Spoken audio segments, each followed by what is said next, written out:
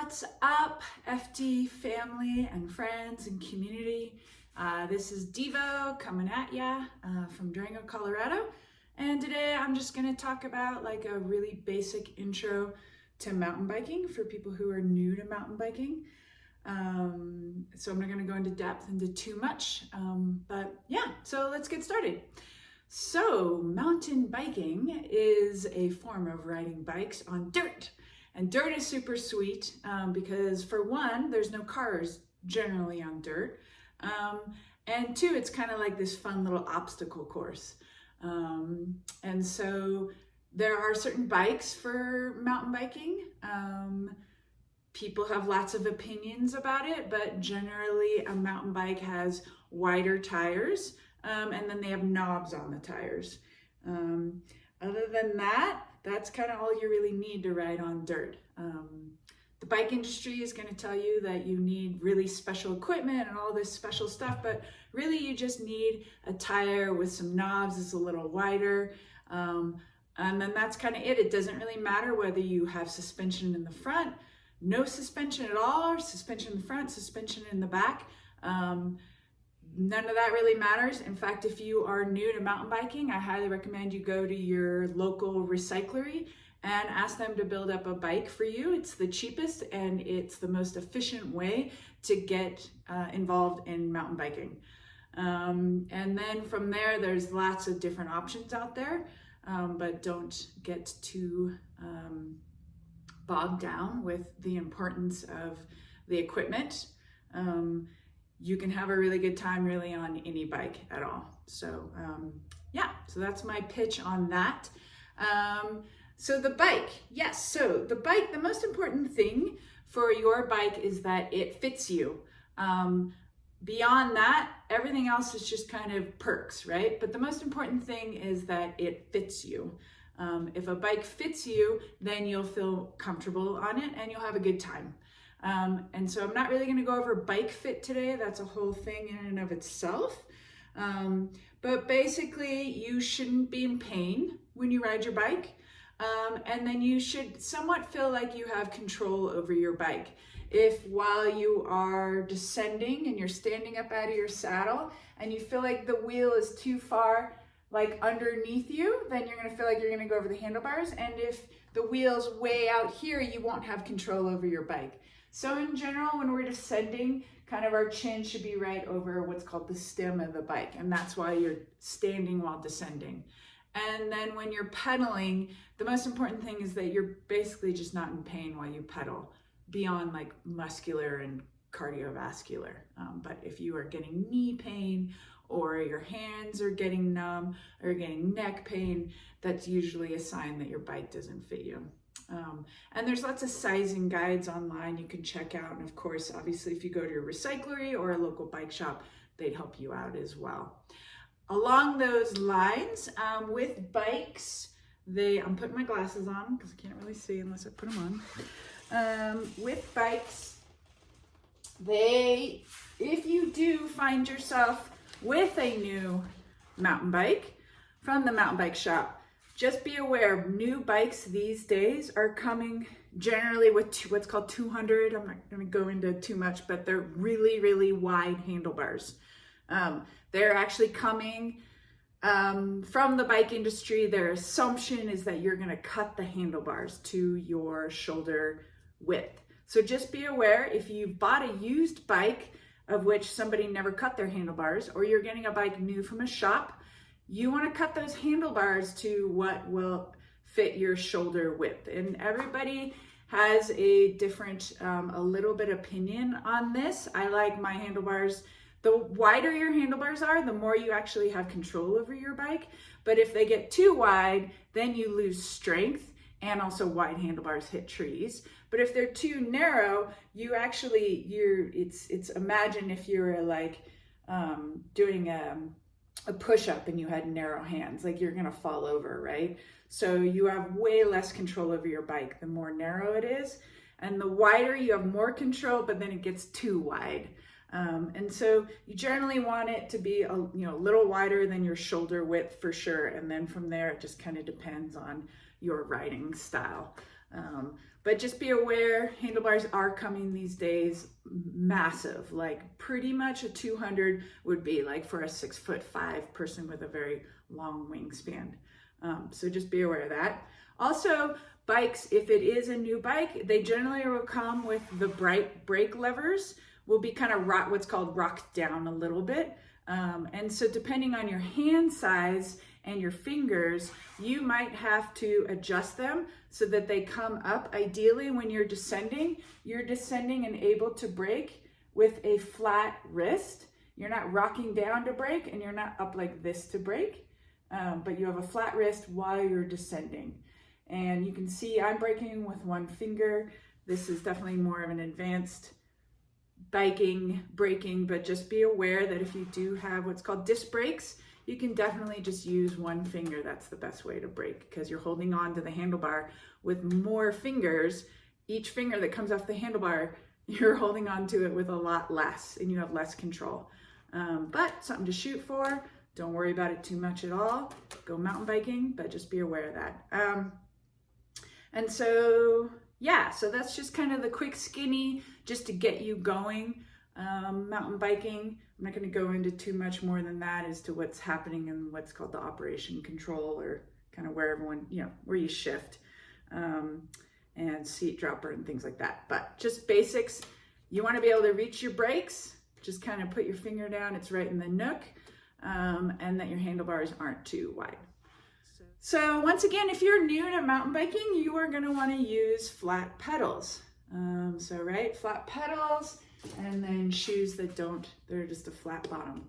Be aware that if you are new to mountain biking and you're using flat pedals and you're just using your tennis shoes, right? Because that's just the quick, easy way to access mountain biking, which is awesome. You should definitely keep doing that. Keep it simple, just be out riding your bike. There are what's called sticky rubber shoes. Sticky rubber shoes are made and they do help you keep from slipping off the pedals. So if you're getting into mountain biking and you are noticing that you are slipping off the pedals, maybe you even hit your shin and it's bleeding. This is a nice upgrade to get. It doesn't matter which sticky rubber, just be aware.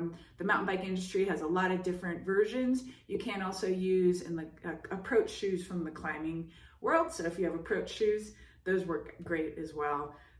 Some are stiffer, but basically just be aware of that.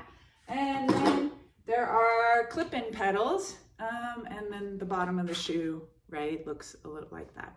And it clips into the pedal.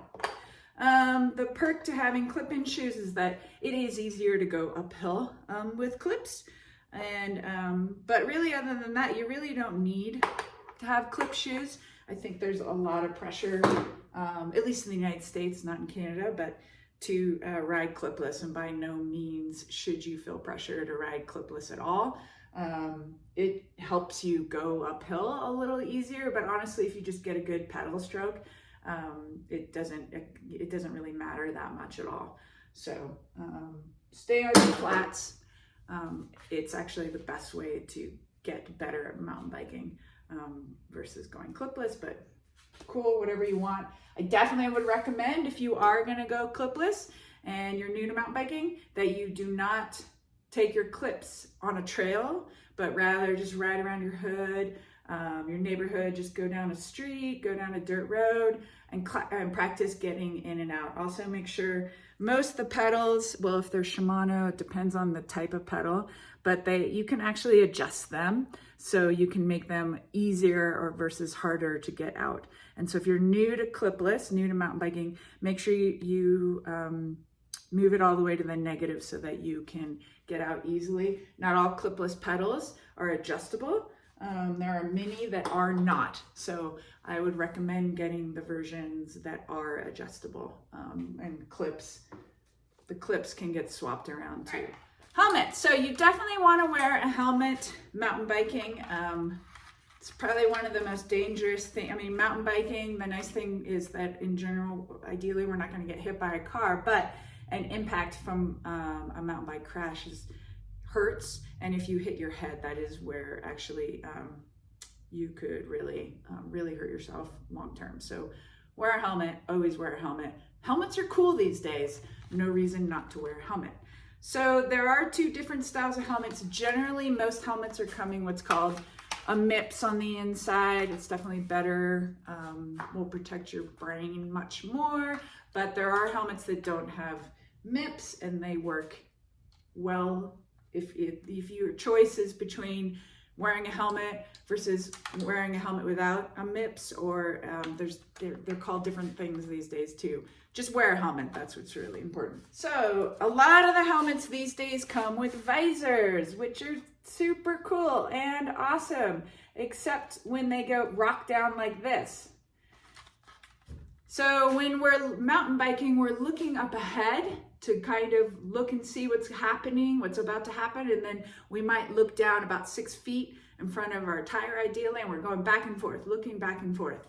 And we're not like using our chin like this, but we're keeping our chin level and our eyes are bouncing back and forth. What happens is if you have a visor that's rocked down like this, you do end up kind of like going like this to look up to see where you're going. And you lose balance. The second your chin starts doing weird things, you're losing balance. And so ideally, all you need to do is your eyes go back and forth. So if you rock your visor up, that gives your eyes more space. Now just be aware that the visor, in theory, other than the cool factor, is there to protect, get the sun out of your eyes. But the visor can definitely be a hindrance depending on where it is on your helmet. There are mountain bikers who just take their visor off. Yeah, really, whatever you want.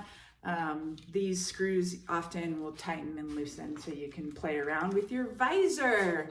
Definitely a super important thing. A lot of people don't think about the visor just like the handlebars, but it's really important so that you can see where you're going. All right, so bike setup. Once, I talked briefly about making sure you can reach your brakes without rocking your wrist back and forth. The other part is climbing, sitting on your seat. And I don't know if you'll be able to see this, but in general, you want your saddle to be flat or with your nose kind of pointing towards your stem. You don't want it rocking back. If the seat for sure is one of the most important ways to keep you from not being in pain. If you get low back pain, if you are on a full suspension bike, full suspension bikes, often you will sit a little bit further into the cockpit. And so for me in particular, especially I talk a lot with those who identify as female, that it just helps to rock your seat down, the nose of your seat down just a little bit. So you can kind of see, I swear this is somewhat level, but anyway, my seat is rocked down, the nose of it a little bit towards the stem. This helps with low back pain as well as any pain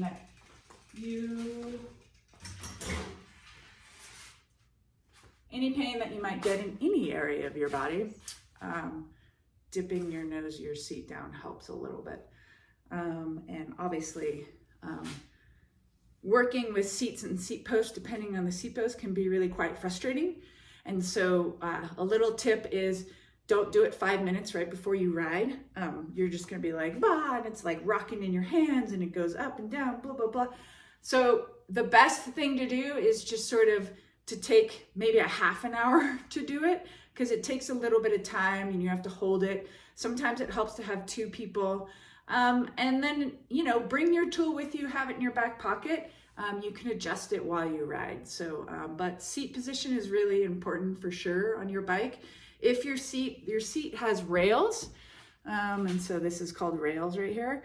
And on the rails, the seat goes back and forth like this, like I spoke about. But on the rails, it also goes forward and back on the rails. And so if you're on a bike that fits you well, should just be midway on the rails. But if you are having knee pain, one of the quickest things to check is number 1, if you're riding clips, the most important thing is to make sure this clip is straight, assuming anatomically this works for you. But the second thing to check is to make sure your seat on your rails is not too far forward. If your seat's on your rail and too far forwards, your knee will end up going over the pedal. If your knee goes over the pedal, so the ball, your knee is in front of the ball of your foot, that's gonna cause knee pain. So your seat placement is really important in terms of the fit of your bike. But yeah, so other than kind of cardiovascular pain and maybe some like muscle pain, you really should not be in pain riding your mountain bike. There's a bike fit kind of issue going on. If you're getting numb hands or low back pain, bike fit is just like super important. Honestly, more important than what kind of bike that you're riding. Is tire pressure. So to me, tire pressure is 100% matched with fun factor. How much fun are you having on your bike directly relates to how much pressure is in your wheel or in your tire. And so you can feel this one, or no, well, I can feel it, but you can get the idea. So I can't really squeeze this very easily. It feels like I'm pushing this in there. It's not moving at all. This is what I would say feels like an apple. And if your tire feels like an apple, your joy and fun factor is going to go way down, because basically what you are is a bouncing ball going down the trail. Imagine you throw a basketball that has a lot of air in it. It's just going to bounce down the trail. Well, that's what your wheel's going to do as well. And this is not fun at all. Well, I mean, unless you think bouncing down a trail is fun. But in general, what we're looking for is traction. So the teeth of our tires are literally biting into the dirt. If you have high pressure, you can imagine it's not going to bite. It's not going to roll around and bite into the dirt.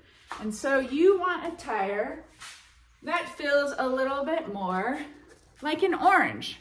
This is a bigger tire, so just be aware. But so this one, if I squeeze it, to me, it feels like an orange. I mean, not an orange that's been sitting on my counter for like 2 weeks, but you know, an orange I just got from the grocery store. That means that when I go down, so see, I can kind of make a little indent. It means when I go downhill, that the tread of my tire is actually going to bite into the dirt, which is fun for me. I really like that. The risk you run of running too low of pressure is that you could flat. And I think this is a common thing that a lot of beginners do, which is they put a ton of air in their tires because they're like, I can't flat, I can't flat, I can't flat. And so, yeah, if you don't ever want to change a tire or a rim, which is not ideal, yeah, putting a lot of air, check the box, like you are not going to get a flat. You are also going to hate mountain biking. And so to me, I'm like, just learn how to change a tube. It's really easy. I promise everyone can do it. And then lower your air pressure, because you're just going to have so much more fun if you have the appropriate, what's called air pressure. Lubing the chain. Yeah. So we have on bikes what's called the drivetrain. And the drivetrain is basically just how we shift gears, or rather, if you want to look at it, how to make it easy to pedal versus harder to pedal. And so if you're going uphill, you want it a little easy, unless you're racing, I guess. But and so yeah, the drivetrain, right? The pedal attaches to the crank attaches to the drivetrain, and there's a chain on there, and there's generally a cassette in the back and then in the front, and those have teeth on them. And the teeth, bikes are pretty awesome because they're really quite simple. It's pretty cool. So you've got the tooth of the cassette, and then the chain wraps around that tooth. And so chains on a bike, they move back and forth, and they're moving, kind of like our spines, ideally, or kind of like moving, right? But it needs to be kind of juiced up a little bit in order for it to move freely and wrap really sweetly around the teeth and go through what's called the pulley. So the chains need to be lubed. And a well-lubed chain will mean that you will always shift well. You'll have way less bike issues out on the trail. And so Everybody has opinions as to what type of chain lube to use. There's lots out on the market. I'm not going to really go into all the different chain lubes. I have two types. I have what's called a wet. This is really, really thick lube. I can use this for all types of things on my bike, and as well as other people's bikes. Wet lube stays on the best. It's really the best thick lube. It'll stay on there for a long time. The bummer about wet lube is it also like collects, imagine like if you put like oil or something on your skin, you notice that it likes like sand and dirt likes to stick to it. So sand and dirt really likes to stick to the wet lube as well. And so then when you get a lot of sand and dirt, that obviously kind of chews away at the metal and wears it down. And so if you live in an area that's really dry and sandy and dusty and dirty, you wouldn't want to use wet lube. Where I am right now, it's been raining a bunch. This is the Northwest. Kind of depends on where you are, but if I think I can get away with wet lube, this is what I use all the time.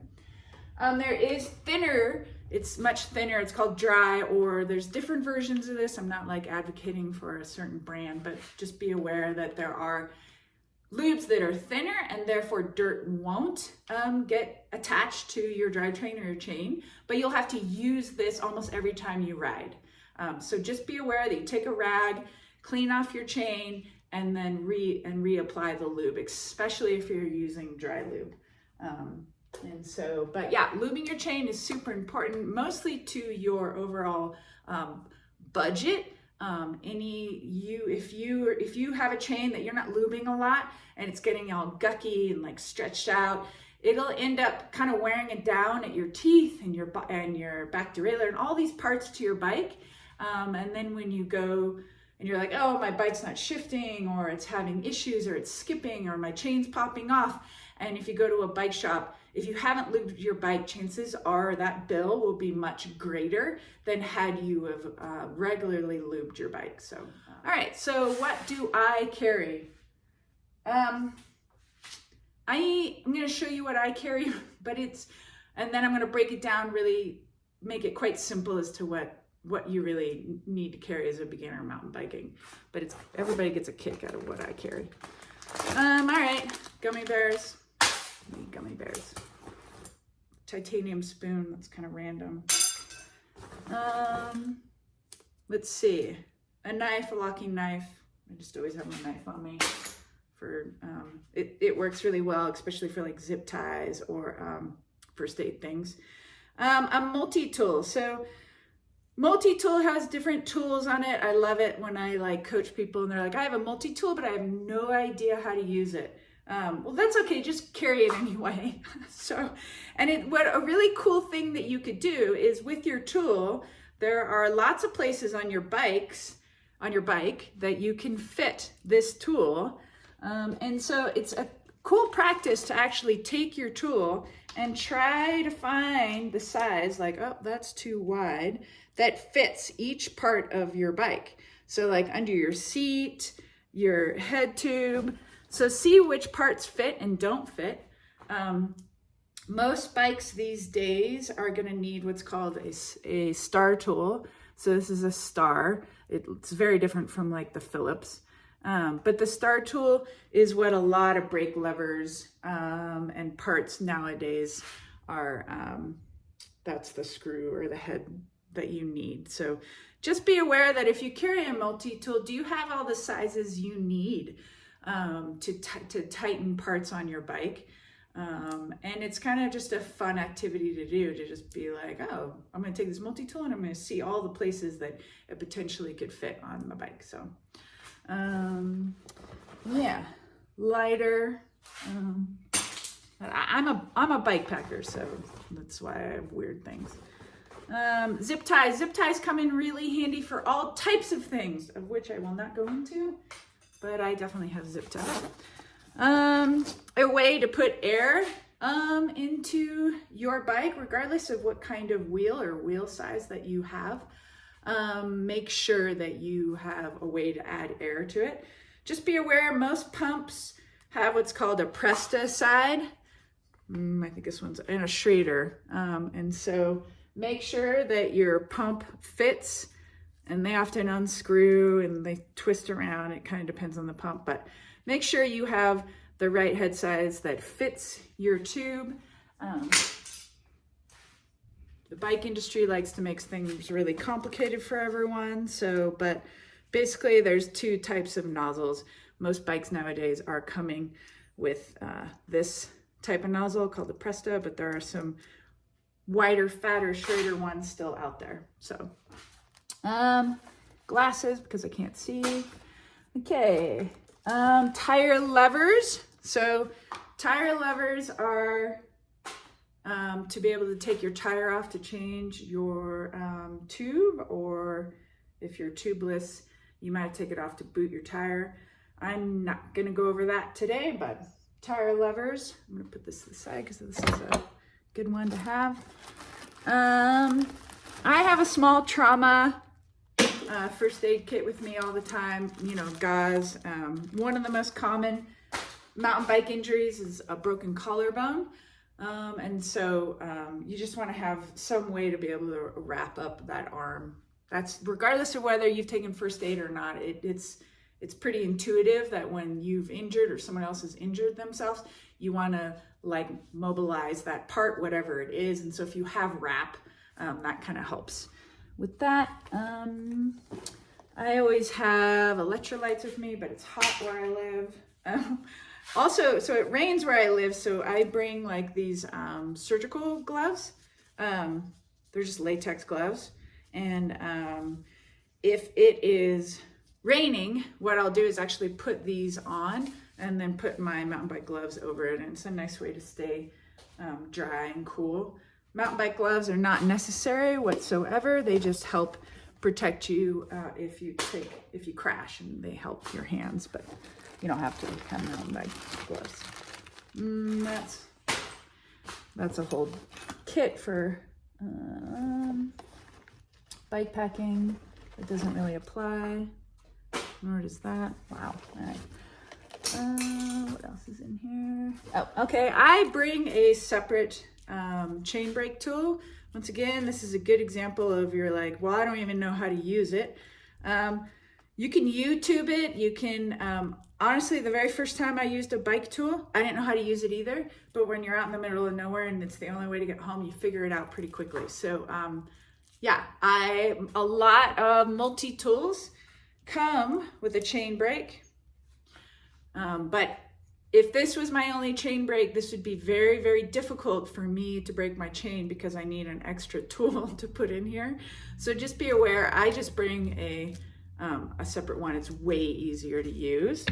So I'm gonna put that there. There are ways to add air that are called CO2 cartridges. These are pretty sweet. Like for me, I only break out a CO2 cartridge if it's lightning and I got a flat, or if I'm with a group of kids and we're late coming back from practice. Other than that, I just use a pump, not necessary. Let's see. And obviously you need the head for the CO2 as well. All right, this is a pretty sweet thing that I feel like every once in a while the bike industry makes things that really make sense. This is one of them. Okay, so this is called this is a plug. There's a plug tool. There are different versions of this. This is just the style I like. It's called a strip of bacon, and you can pull it off and you can plug a tire. This works really well if you have a tire that is tubeless versus if you have a wheel that's a tire with a tube. It doesn't really work very well. So it's a good thing to know what kind of tire you have. Do you have a tubeless tire or do you have a tire that has a tube? And so there's kind of two different ways, although regardless, I carry a tube with me. But this works really well for tubeless tires. If you have a brand new bike, chances are it's tubeless. And so you definitely want to carry this with you to plug. So if you get a hole in your tire on a tubeless setup, you probably have some gunk in there that'll seal it up, but you want to make sure you plug that hole. If you have a tire that has a tube in it, then you are replacing the tube. The other thing I will bring with me is a way to patch a tube. So this is a patch kit. Ironically, this actually currently does not have a patch kit in it, but it does have a bunch of what's called quick links. And quick links are a way to fix your chain. And this has different size quick links because the bike industry can't quite decide on which size of anything should be. And so there's like 10 different easily sizes of chains out there. And so each chain, its teeth are a little like wider, a little lengthened. It depends on how many gears you have.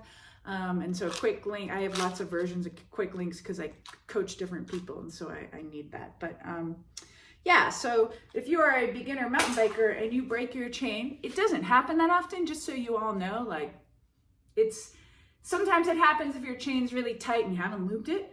But if it does happen and you don't want to deal with the whole, trying to fix your chain or YouTubing it or going to a local bike maintenance class at a shop or a recyclery, then just be aware, pull that chain out, shove it in your pocket, and you are now going to push bike all the way back to your car. Just don't, if you're a beginner mountain biker and you don't know how to fix a chain, maybe don't go too far because you'll be either, strolling back like the little kids at the park. So if you carry a tube, you want to generally carry a tube that fits the size tire that you have. There are different sizes of tires or wheels, and it doesn't really matter what size wheel you ride, just rock what you ride. But just be aware that the tube should fit inside your wheel if you need to change it. So this is this is a plus size tube. It fits into this bike that I have out in front of me, which is 2.8, I think 329. Anyway, big tube. See how wide that is? Yes. If you have a smaller wheel than you want, it's a smaller, and then it fits into a smaller wheel. And so generally you will have 3 sizes of wheels. You'll have a 26, which is small. And then it goes up from there. It goes from a 26 to a 27.5 to a 29 inch, at least in America. That's what we say. And so, so just make sure you have a tube that fits. And so I feel like a lot of people get really fixated on the point A to point B or completing a loop. And I really would sort of challenge everyone to look at mountain biking a little differently, and just check in with yourself. What are your goals for the day? Is it just getting outside? Then, if your goal is just to get outside, get some fresh air, you're like, I really don't want to crash today, then think about what your ride is going to be. Anytime you're on your bike, it's a ride. I think that us adults get stuck in this idea that we have to cover a certain amount of miles or do a certain loop, or we have not completed, we don't have success. And so I just always say any saddle time, which is a seat on a saddle, any saddle time is good saddle time. So just kind of get out of your head a little bit as to, like, at least that's my opinion, as to like how important it is how far you go. It's more like, did you have fun? And then just be aware that you want to have the tools with you, water, snack, and layers. Classic mistake is like, oh, I'm only going to be out for an hour and it looks like it's not going to storm till later, and I don't bring my rain jacket, and then I get hailed on. So yeah, don't do that. Don't be me. And then also trails. So I can't show you right now, but obviously there are the old school paper maps. And then you have apps that you can put on your phone. And the sweet thing about the apps is that they have GPS. They'll tell you exactly where you are. So there's Trail Forks and MTB Project. There's probably more than those two. But they're pretty sweet because they'll tell you exactly where you are in the trail system. Often I'll still show up to a trailhead, and if they have a map, I'll take a picture of the map, have it on my phone. And I often carry a paper map with me still because it gives me the bigger picture, and I just really like topo lines on maps. I just kind of geek out on it. So But be aware if you are on Trail Forks or MTB Project or any app as such, or really you're even looking at a sign, depending on where you go, there are green trails and blue-black trails and black trails. So if you're a skier, you understand what that means, but green is beginner, blue is intermediate, and black is more advanced, and then there's double blacks and things like that. So yeah, the mountain bike world kind of took from the skiers world in terms of how we define the how difficult trails are. And so a green trail is a beginner trail. All right, and this is a beginner video, so you should, go on a green trail. Just be aware that depending on where you are, the green is defined a little differently. So if you're in Durango and you're on a green trail, you will come upon some rocks and obstacles and things like that. Versus if you're on a green trail, maybe more in what we call a purpose-built mountain bike park, it truly would be what we'd call a green trail. So don't get frustrated if you go out and you're like, oh my gosh, that was a green trail, but you're in Moab. It's not gonna feel beginner-ish. And so just be aware of that. Like if you're in a new spot and you're like, I'm an intermediate rider, like maybe just start out on the green trails to get an idea of how they graded their riding. And so there's a lot of factors involved. There's consequence from a fall, there's pitch, and then obstacles and probably other things. I'm not a trail builder, but yeah, so just be aware that a green in one area might be a blue really to you, or vice versa. So just sort of gather as much information as you can using maps, local knowledge, and then when you're out there, make your own decisions as to how hard or easy something is. If you have a plan for a big loop, it includes some blues, but then you're on a green and the green feels kind of hard, that kind of gives you a good idea that the blues are obviously going to feel a little bit more like a black to you. So it's a little bit, if y'all know like the climbing world where things are great. If you're on the East Coast and the Adirondacks and you're on a 5-6, it feels a lot harder than that. So yeah, so just be kind to yourself. Super stoked talking with you all, and I really hope that you all have a good time mountain biking and you find a lot of joy in it, because I know I have.